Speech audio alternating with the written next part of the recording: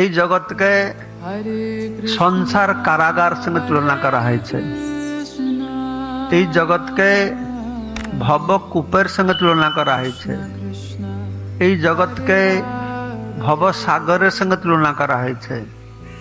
এই জগৎকে সংসার দাবানলের সঙ্গে তুলনা করা হয়েছে। এই জগৎকে ভব অটবীর সঙ্গে তুলনা করা হয়েছে।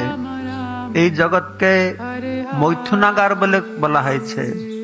এই জগৎকে মরু মরিচিকা বলে বলা হয়েছে। কত খারাপ নাকি? এই জগৎটা কি ভালো না খারাপ? কি মনে করেন আপনারা? খারাপ? ভগবান কেন অত নিষ্ঠুর একটা খারাপ জিনিস তৈরি করে দিলেন? ভগবানের কাছে তো কোনো খারাপ নেই, সবটাই ভালো। তো এইরকম একটা জগৎ কেন সৃষ্টি করেছেন? ও, তিনি জগৎ সৃষ্টি করেছেন আমাদের শাস্তি দেওয়ার জন্য নাকি? আমরা বদমাস, আমাদের শাস্তি দিতে, কষ্ট দিতে। আরে তুমি আমার পিতা, আমি যদি বদমাস হলাম আমাকে ক্ষমা করতে পারবে না?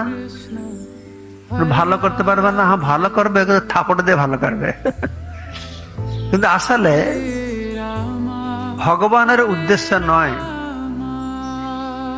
শাস্তি দেওয়া, কষ্ট দেওয়াটা তার মুখ্য উদ্দেশ্য নয়।